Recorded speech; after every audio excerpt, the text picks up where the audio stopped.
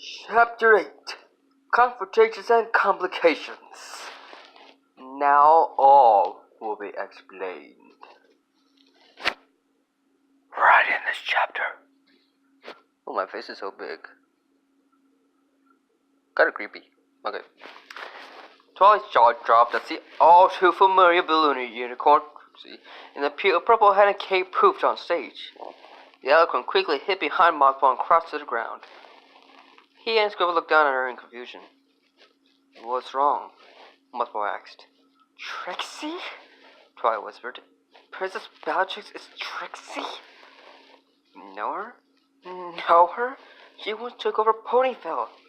Oh. Was she the one with the alicorn amulet? Scribble questioned. I thought you said she turned good afterwards. She did, but I haven't seen her in over 20 years and... Mothball, are you sure that's her? The disguise changed. He turned to the unicorn, performing on stage and inhaled deeply. That's Bellatrix, all right, he declared. Scribble slapped herself in the forehead. Oh, I get it. Bellatrix? Trixie? Wow! This would have been so obvious if I'd actually known this pony.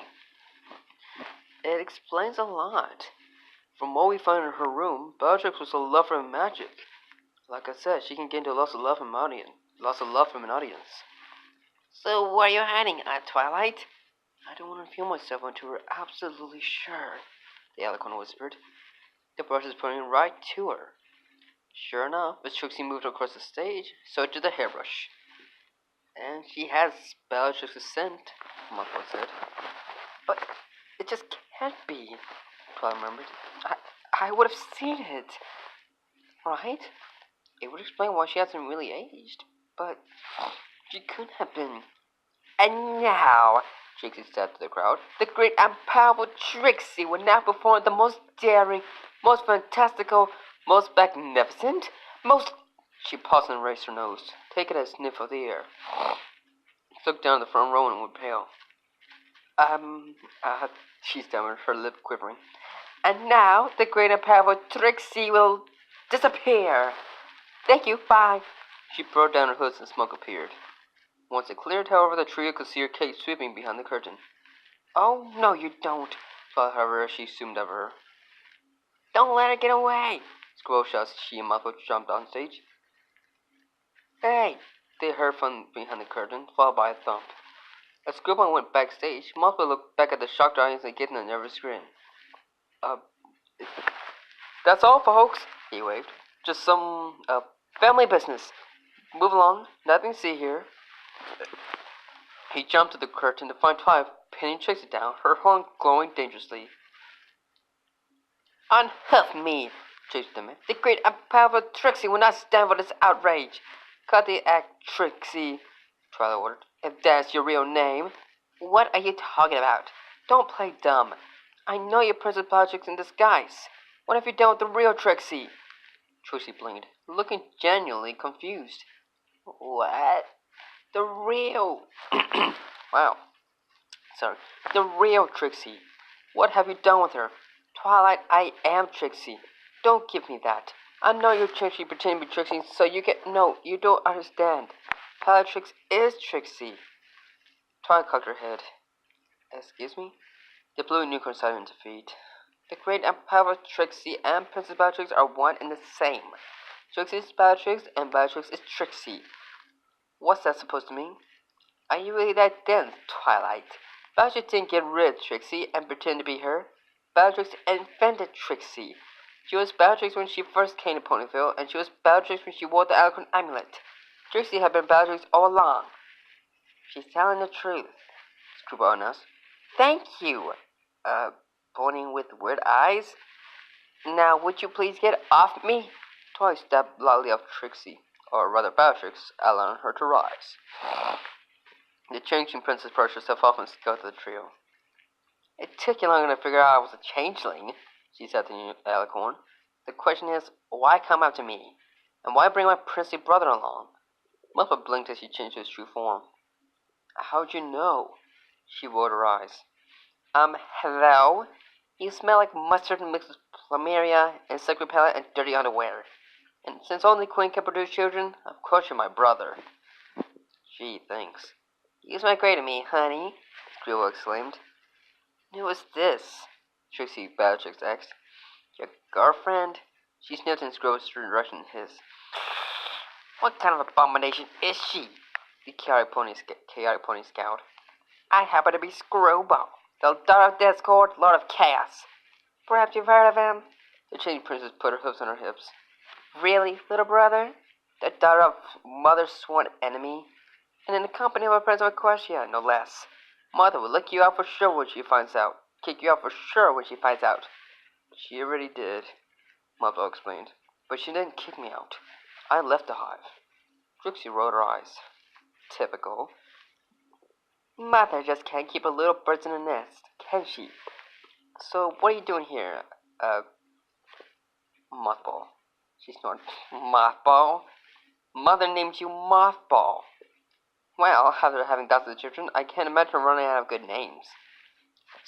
So, if you've been a changeling this whole time, I said, why didn't you use your transfiguration skills in your show? Because then you would have known I was a changeling, of course. You would have sent the royal guards after me. Of course, the great and powerful Trixie can handle herself, but Princess Beatrix didn't have her fellow changelings to back her up. But your aura is pink. All the changelings I've seen have a green aura. Oh, that. Trixie tapped her horn. That was always a mystery to Mother, too. Apparently, I was also born with purple eyes, even though most changelings eyes are either blue or green. Mother says I might have gotten them from my father. She huffed. If only she could remember who he was. Yeah, that seems to be a trend, Mother muttered. You still haven't told me why you're here. Didn't Beatrix make clear that she wanted nothing more to do with the changelings? Chrysis said you were banished, Scribble said. I was, Trixie groaned, turning away. But after Trixie's last encounter with Twilight Sparkle, Beatrix began rethinking things. Twilight could have punished Trixie, but she forgave her. Eventually, Beatrix lost interest in being queen and left the changeling for good. Scribble raised an eyebrow. Why do you keep referring to yourself in third person? The change princess shot her a weary look. You would too if you had been living a double life for 25 years. Mother cleared her throat. You see, just don't call me that. Just don't. Right. Anyway, we came here because Mother's dying. He waited for Trixie's reaction, but she didn't even flinch. How unfortunate, she said dryly. Well, doesn't really come as much of a surprise. She lived for like 1,000 years or something. I'd say it's about time. Sheesh, Scribble whispered to her fiancé. She really is your mother's daughter. Seriously, if you gave her that echo effect, I think it was your mom talking. Is that all you came to say? That Mother's dying? Am I invited to her funeral? Jeez, Trixie, says, scrunching her nose. I mean, I'm not so fond of Chrysis either, but she's your mother for crying out loud. I know that, Trixie grunted, turning around. She's also the mayor who's called me useless and weak my entire life. Did I not mention she kicked me out because I was unfit to rule? Yeah, about that, Muffle said, stepping forward. We actually came to ask you to be queen in her place. The changeling princess raised an eyebrow. Then she threw back her head and laughed. Oh, I get it. This is a joke, right? You've come to play joke on Patrick's, huh? Make fun of the royal failure, huh? No, we're surprisingly serious, Scribble said in annoyance. Mother asked for you personally, Millfoot declared. Trixie snorted. Yeah, right. Like that mare would ask for me. After all, she's got you, hasn't she? The perfect little prince she's so fond of. The prince groaned. Sister or not, he was really losing patience with his mare. I can't be king and marry Screwy. Ah, yes, Trixie smirked. That classic Romeo and Juliet dilemma. Mother won't even let her undergo the transformation, eh? Transformation? I don't want that life for her, Muffler said quickly. Can't blame you, Trixie said with a sigh. As we both know, the life of changing is full of misery. So we accept the throne or not? She huffed. You're kidding, right? After decades of trying to please that control freak, you really think I'm going to fall in her footsteps? But, Twilight uttered, didn't you always want power? I did, Trixie spat in her face. But that was before you. The eloquent jumped back. Is this about the Ursa Minor again? Or the eloquent amulet? Both and more. You have no idea what you did to Trixie, did you? When Mother kicked Bellatrix out, she sought out to impress her in any way she could. So she became the great and powerful Trixie and won the adoration of millions, slowly building up power so she could show her mother what she was made of. But then you came along and showed her up that no point would come and see her shows.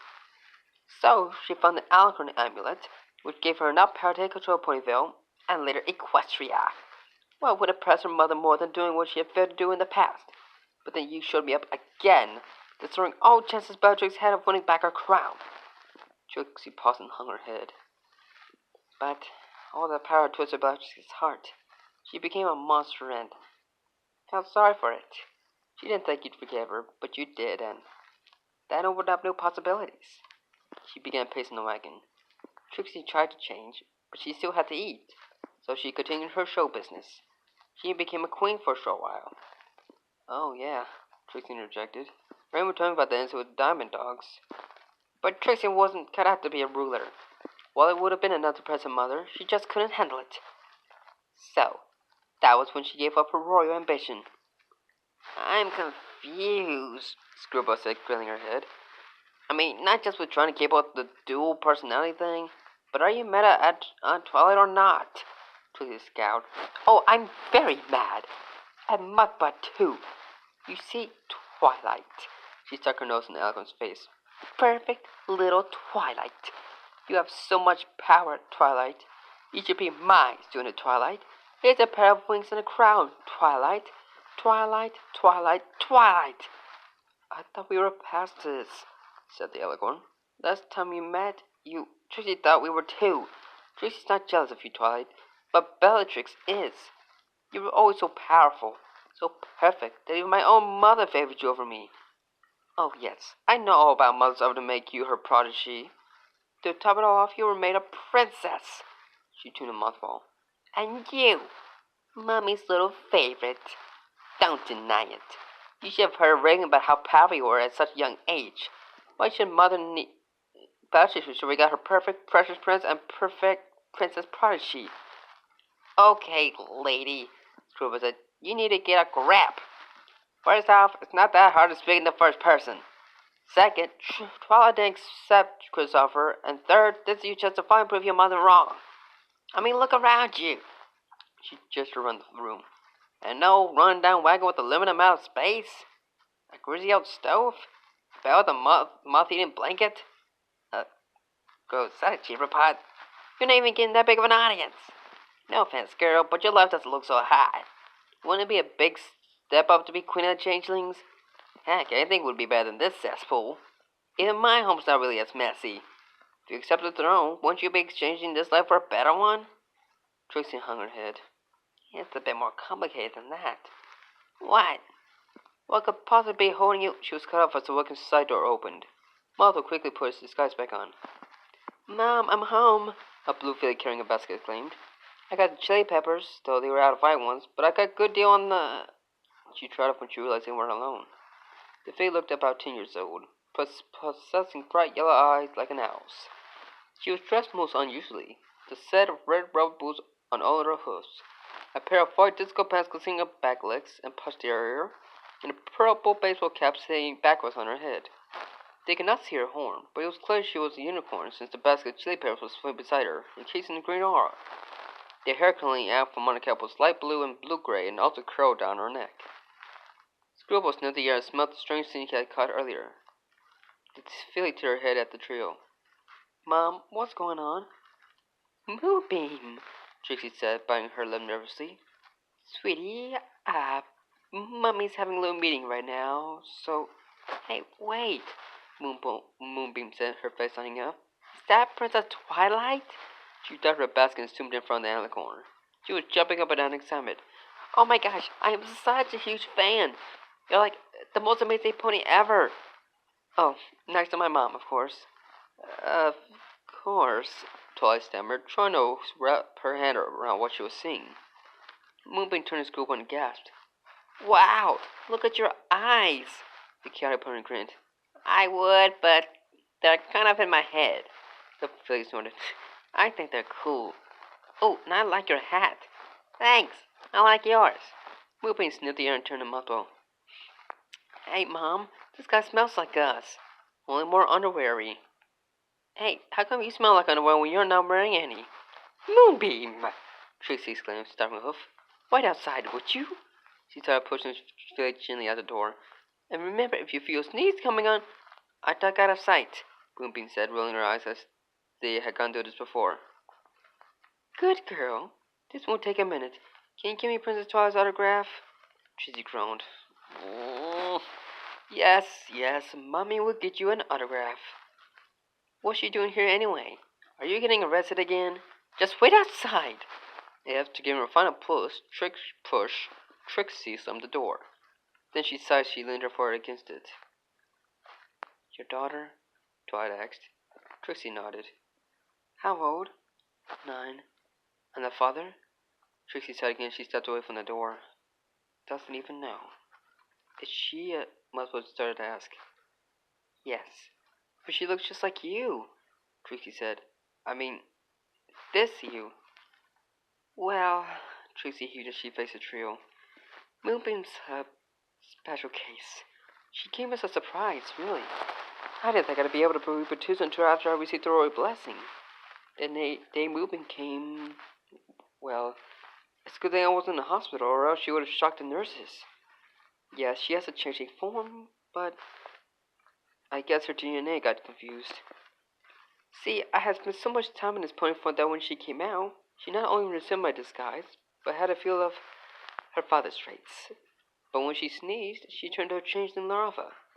I swear, I thought I was going nuts. But it kept happening every time she sneezed. She has no control over her transformations whatsoever.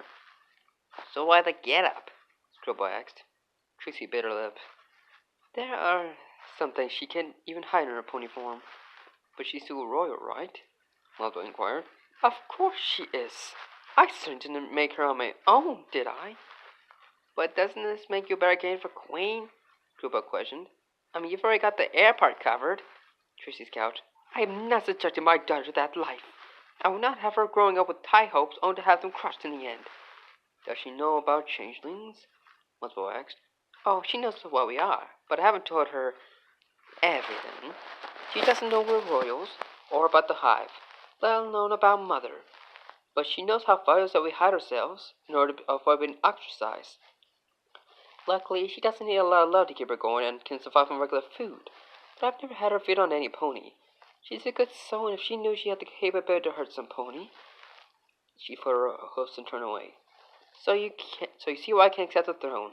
It will only bring my daughter to ruin. Trixie stared at her for a long time. What's happened to you, Trixie? You want me to go over the whole backstory again? Trixie snorted. No, I mean, why do you seem so cold? She shrugged. A lot changed over the years.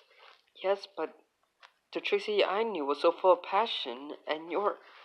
I don't know what it is, but if not for frustration, I'd almost say you were emotionless. Trixie gave her an annoyed look. You're the genius, Twilight. You figure it out. Muffle had an idea and used the spell to help him see her loved ones. He at least thought movie would come up, but he saw nothing.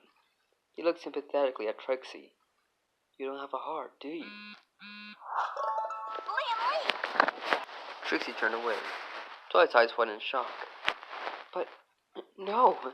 I mean, last time we met, you were so remorseful and crying, and I had a heart then.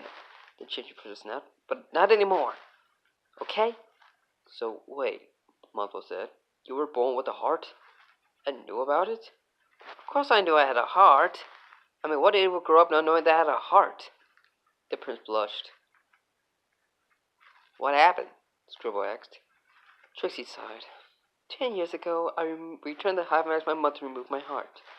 She did it, thinking of making me emotional would help become a bad changeling.